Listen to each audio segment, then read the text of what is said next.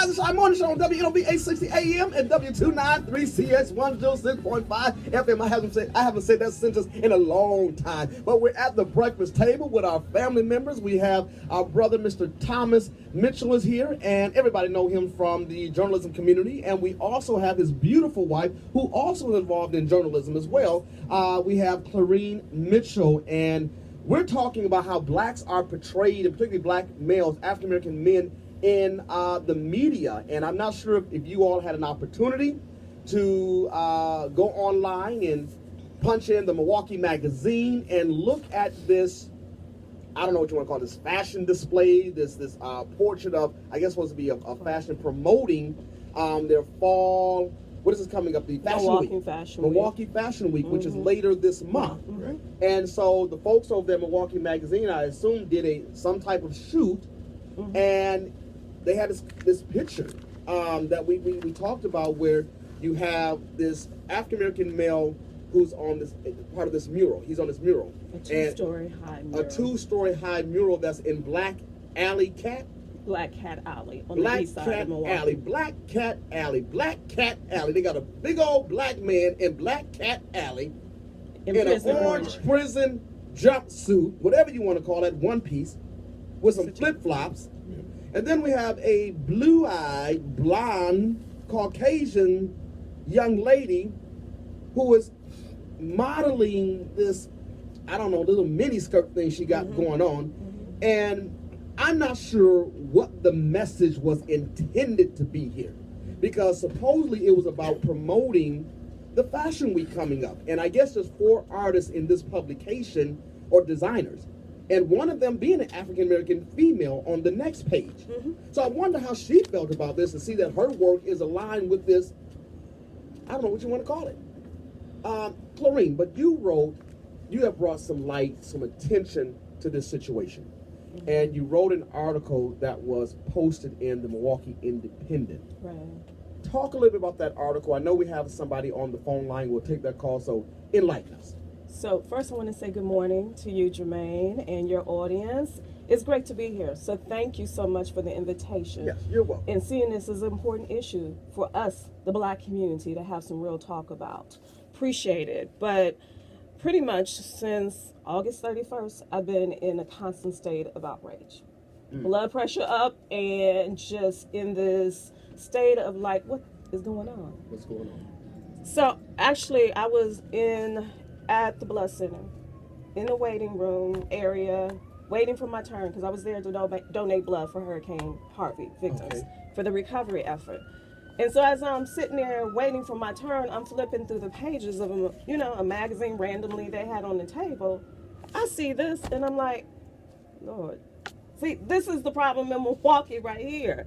So like you were saying in the intro, Milwaukee Magazine has this article that's supposed to be promoting, showcasing upscale, edgy fashion that's supposed to be featured in Milwaukee Fashion Week that's coming up.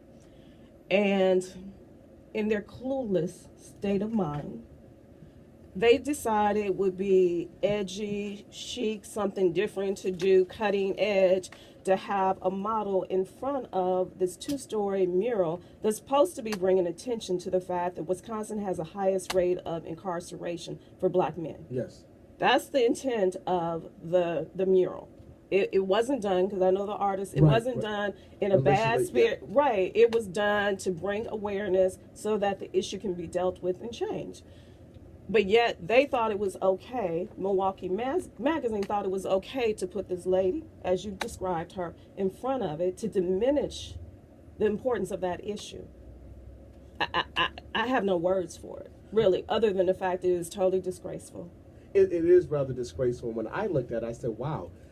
The image is very overpowering. It's a very powerful piece. It's called Devante. And Adam, the last name is Stoner. Adam Stoner is the what you call it? The artist. The artist who painted that mural. And it's a very powerful piece, as I indicated.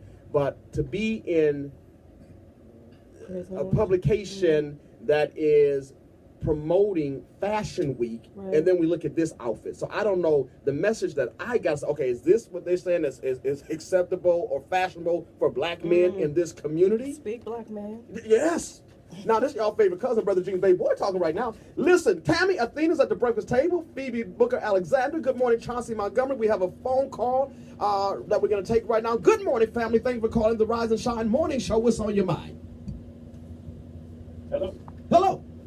Oh, my name is John Kolkowski, and I am actually a board member of the Milwaukee Fashion Week organization. Oh. And on the organization of Milwaukee Fashion Week, we would like to extend our sincerest apology for that image being portrayed in the magazine. We actually did not have anything to do with that photo shoot, other than the designers that are featured in that article are designers that are featured in one of our productions. And I'd like to also say that Milwaukee Fashion Week this is our third year of putting on a show, and we have been striving to incorporate all of the diversity that we can from the community. We have designers and models and hair artists and makeup artists of all cultures that are participating in the show. And we've been working very hard to raise funds for various organizations. In our first 2 years, we donated our proceeds to Pathfinders, and this year our proceeds will be going to the I Empower Girl Power program to help teenage girls in the community. What did you say your name is again, family? My name is John Korkowski. Korkowski? Yes. Okay, Korkowski. And you're part of the board of directors for the Milwaukee Fashion Week?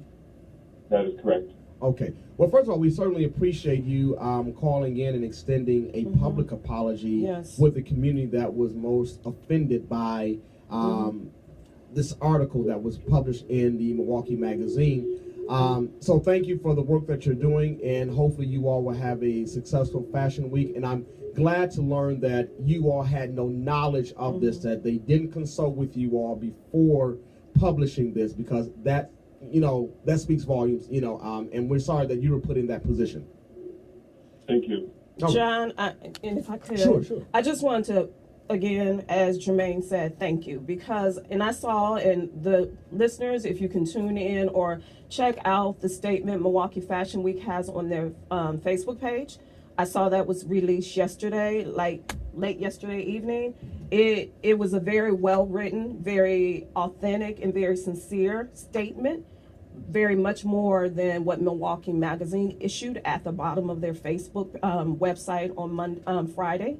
But thank you, John. I appreciate the sincerity in your action by making the statement online and then calling in specifically now. I applaud you for that. Thank you. It was all I could do to try to correct this wrong. All right. Thanks a lot, Cousin John. You have a great day. Now, the apology that Clarine is referencing that was posted on Milwaukee Magazine's website reads as follows.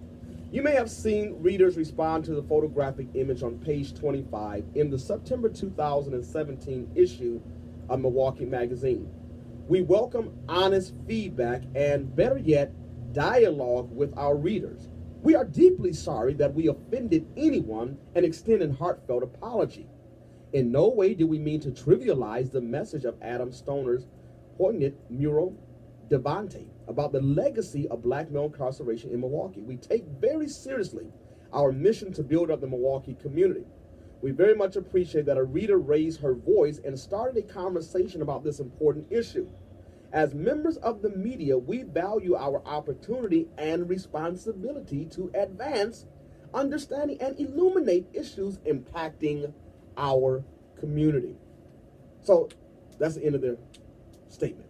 And it's at the bottom of, as my wife indicated, the bottom of their website, and it just has the title, An Apology. Now, if anybody looking at that they might look at what the apology is, but at the same time, they might just say, oh, apology, what do they do now? And just keep going to something else. So, and like Cousin John, or John talked about, I think they owe it to the black community to come in the space that black folks reside in and we told and make that apology. So you all actually met with the editor, right? On Friday. How did that meeting go? I mean, was it positive, or did it reach the outcome, get the outcome that you were anticipating? What were you expecting when you walked into the meeting? I was expecting, really, I didn't have any expectations. I went in with an open mind to hear because I wanted to be able to know, how did this happen? How did it happen? From them. Tell me, was this some accident? Was this some, like, how did this happen? Really? You that clueless? But leaving the meeting, I and actually during the meeting, she asked toward the end, you still seem angry. Yeah, I am, because wow.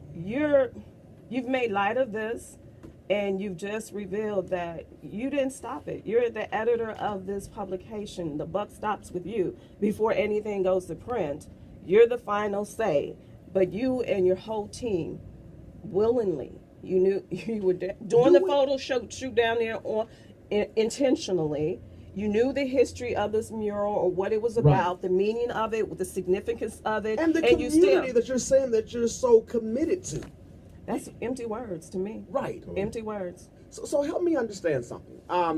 When you talk about the team that they have over there, because I'm sure, this image, there's a number of folks who have their hands involved in bringing this to print. Mm-hmm. Right. And you're right, the buck stops with the editor. Right. So were there any folks of African American heritage or Hispanic heritage as a part of that team?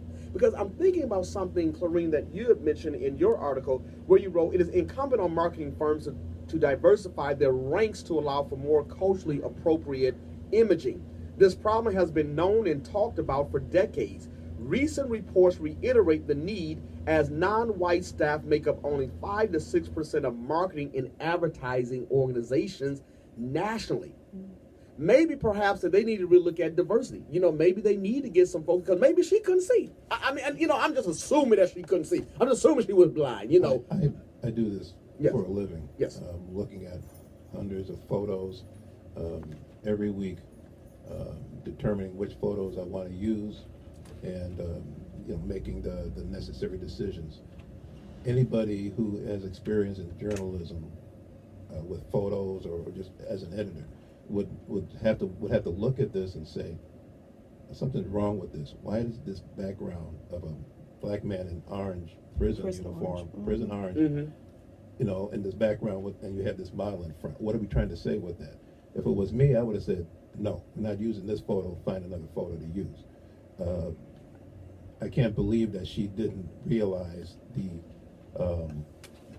severity of this whole problem that she's created for herself and created for the magazine. And beyond, just as you were saying, Jermaine, it was more than just her responsibility. Right. And truthfully, from my perspective, any and everybody who was involved with, and even my husband and I have debated about this, but from my view, from the model standing there in this fashion to everybody who was involved with that photo shoot. That's right. Everyone in that magazine that was at their meetings and going through and discussing the draft of the magazine, everyone, their hands are dirty with this. And as you said, as far as diversity, we talked to her about that. And her explanation, well, first, they don't have diversity. That's the problem. That's the problem. And specifically African American, there's no diversity, period. But her explanation, well, we tried.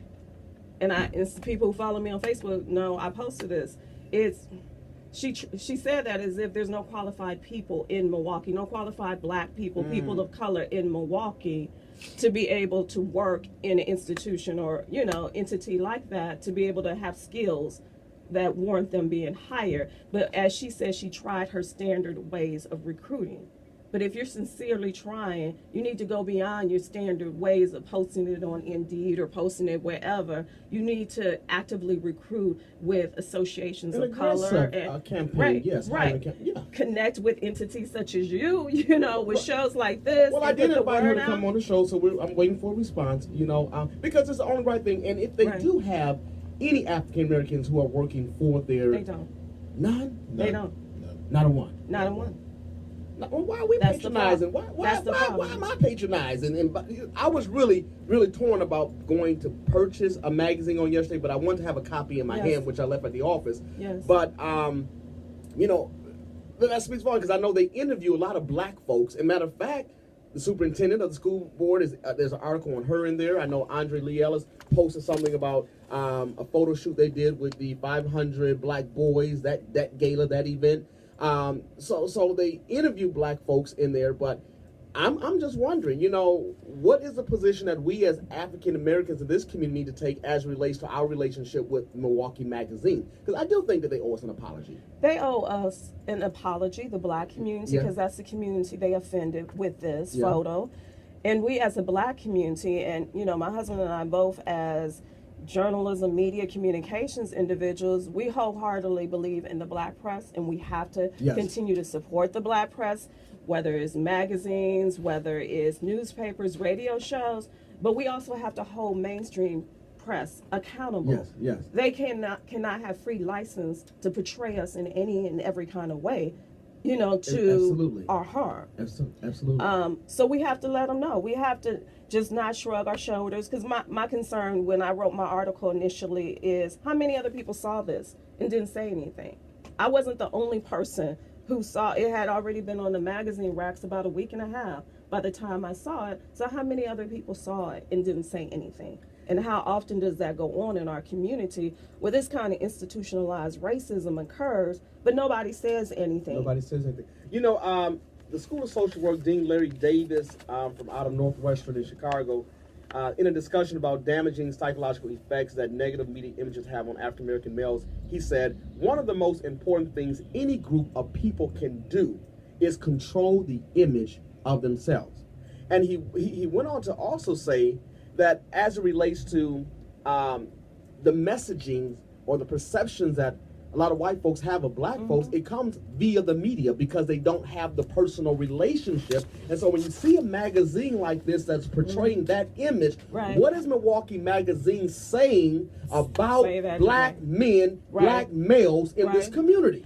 More specifically, Milwaukee Magazine, from my understanding and research, this is a magazine that showcases Milwaukee to the newcomers.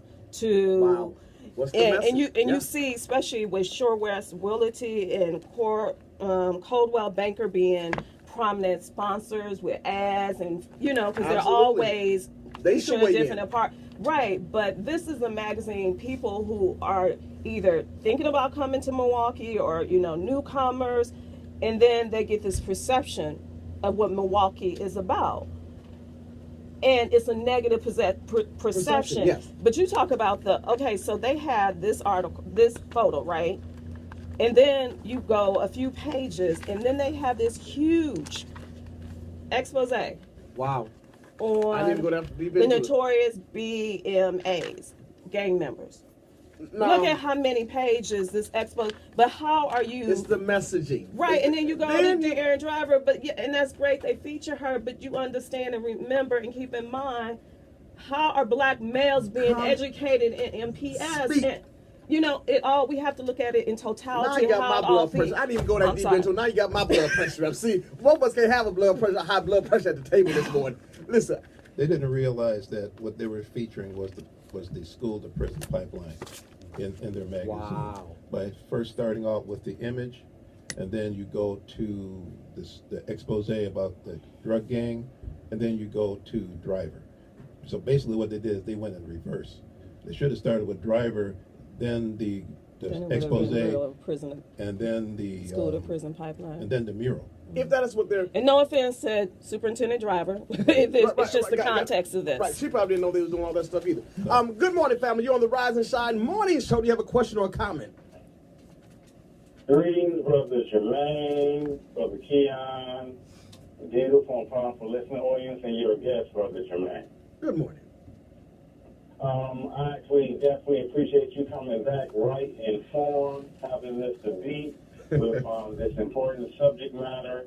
Your guests are right on point. Last week, when the Department of Justice came out with their report on the Milwaukee Police Department, I've been expressing to people that they need to read the draft report and not read the journal, not just read the journal and others reporting, because it's the same type of situation that people interpret what they want to see based upon their bias, even unconscious bias towards us. And one of the things that I feel prey to, just because we talk about on this radio show a lot, complain about the amount of violence and people run around with guns, but on the Department of Justice draft report on page 73, it states, African Americans comprise the greatest number of unarmed subjects. That it turns out that even though the police come in contact with us a lot more in our communities, that we're the least likely to be armed compared to Hispanics and whites, who are the greatest number of armed subjects that the police come in contact with. So this perception that we're so dangerous and the police got to, be ready for us to have guns based upon their own numbers, we're the least likely to have firearms. And so these are the type of perceptions that people get of us being violent, but in actuality, we're not as violent as we are portrayed in the media. I definitely appreciate y'all bringing up this subject matter. I didn't get a chance to look at the Milwaukee Magazine, but it's not surprising, again, because that's what how we're portrayed in the media, over hyper lies, violence. Our young women, our young girls, we've seen reports, are considered to be adult women and don't get the protection, so it's important that we do things like this to highlight the issues, but also reinforce the positive, that we're not as violent and out of order as being promoted or sometimes we take on. Appreciate y'all. All right, family, you have a great day. We have another family member on the phone line. Good morning, family. What's on your mind? Good morning. I had to get back in here. Good morning, Milwaukee. Good morning, a couple of individuals there in the studio. Good morning. Good morning. And thank you for bringing this to us. And I basically, well, first of all, my question, other than being, I didn't see the article myself, but if the model was standing in front of the mural, and if she was dressed inappropriately, like the sister said, that I'm hoping that it was something other than, one of these Daisy Dukes or, something other than a thong, because then that would have put her full on blast that, well, the narrow way of thinking is if you continue to mix with, just like things got out of hand in Charlottesville. The mixing's been done already, so why they would put a Caucasian woman in front of the mural with the brother in the jailhouse suited, well, if you continue to clown around with the women, if you don't wind up dead, you're going to wind up in jail. But the mixing's been done already. You can't undo what's already been done. So it's a narrow, shallow way of thinking on some sick Americans, some of the sick Caucasian brothers that, still think this way here, as we've seen in Charlottesville and other places, And it's just very sad that the magazine's hands are dirty with not asking this young lady to dress more appropriately. No, sir. That's not. I mean, the dress is a nice dress. It's a mini dress. It got a little stuff that's dangling from it. Very cultural, hot. But it has sexual. I haven't seen it, but I'm assuming that it has sexual connotations. No, it doesn't. Well, her look, she's seductive. Our point of contention is, you have a model, a fashion model, promoting an upcoming fashion show in front of a mural that depicts a sad reality for far too many black men in the state of Wisconsin. So diminishing, mocking that sad reality by putting this model, promoting a fashion show, having nothing to do with the context of the mural, just using it. And actually, when we met with them, the art director, whatever his title is, said they just needed a solid wall. Yeah, solid color. Basically, they just needed wallpaper, and that's what the mural ended up being for them, is wallpaper, making the black man invisible pretty much in their mindset, because they just needed the solid orange color. Wow. Also, the cable ties, those in the dress, the fringes are cable ties, plastic cable ties. And what do they use cable ties for? And they use the cable ties basically to handcuff individuals who are being placed under arrest. Shame on Milwaukee Magazine. See, I gotta go. All right, thanks a lot, family, for tuning in. So, I don't know, folks, maybe you all want to call Milwaukee Magazine, call the editor.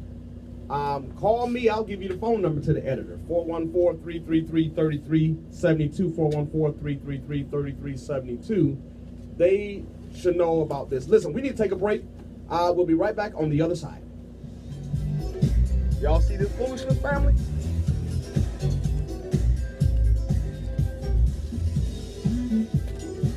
Oh, I thought maybe we had a number.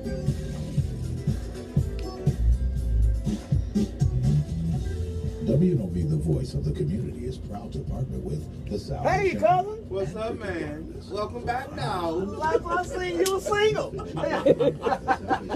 You stupid. He's married now. He's married now. Cousin got married. Natasha Fields. Now, we don't call her Hodges no more. Fields. Hey, look, we was somewhere and I was introducing. I said, "This is my girlfriend." She looked at me like, "Suck up if you know." Get it right. Good morning, Tommy Kirk. Good morning, Denise Fields. Good morning, Minister Russell Cruikshank, one of the singest young men I know in this community. Russell, you ain't got my wedding, did you? I forgot all about that. The wedding lasted, the marriage lasted about as long as the song did, but that's all right, because you keep on singing, you keep on singing. More money to our annual school supply drive. Thank you in advance. Looking out the window, see kids going to school, young people going to school, going somewhere. Good morning, Dr. Smith. Good morning, Kenneth New Beginning Rowland. Good morning. Good morning, Tammy Jordan. Good morning, Shanita Hamilton.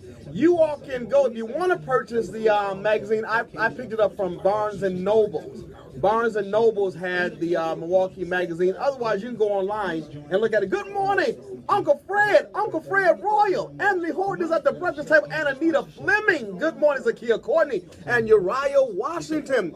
John Kawakowski called in. Thank you, John Kawakowski. My tongue kind of, Kawakowski for calling in. I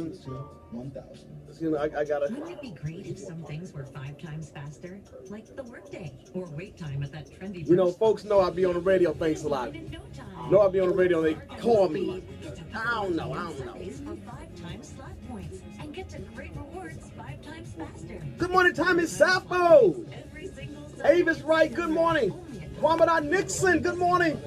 First Lady Tawanda Franklin and Pastor V. Pastor V is at the breakfast table. Sandra Cooper and Grateful Girls is represented at the breakfast table. Good morning. Good morning, Dana World Patterson. Good morning, Latish Reed. Is that Dr. Latish Reed? Good morning. That's my cousin right there. I believe that's my cousin. Good morning, Lynette Phelps. Good morning. Good morning, Tony Cash is at the breakfast table. Jackie Clark has pulled up a chair at the breakfast table. Shalitha Faith is at the breakfast table. I'm ready when y'all ready. All right, good morning, family. We're going for round 2 here at the breakfast table. It's a fight. It is a fight. It is a fight, but it's a fight worth us engaging in collectively, because the message that we have to convey to the folks over at Milwaukee Magazine, that this can never happen again. It's not acceptable. It's unacceptable. Get rid of all the excuses, make your apologies, and then show us that you mean that you're sorry. But they started out right from the gate, not showing that they mean it. With that weak apology, they didn't put it on their social media pages. It's on his website, but you got to dig way down at the bottom of the website to see the apology. They've not called in, like Milwaukee Fashion Week called in. Some institutions, I believe, don't feel that they owe apologies to black folks. Milwaukee Magazine is one of them. Her whole attitude was one of nonchalance. It's like, this is just a blip on the screen, and we'll get over it. But if she were to see all of the outrage on Facebook, oh my goodness, she'd have a different story.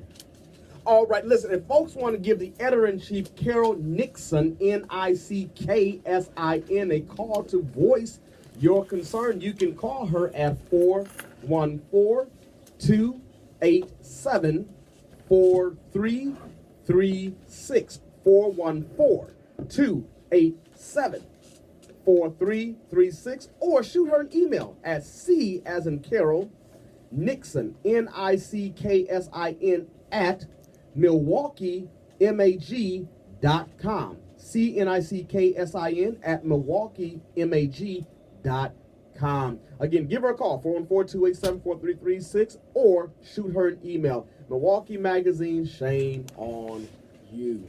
So, is there anything else, any last words that Mr. and Mrs. Mitchell would like to share with the community, or anything that we need to do? What's the next step?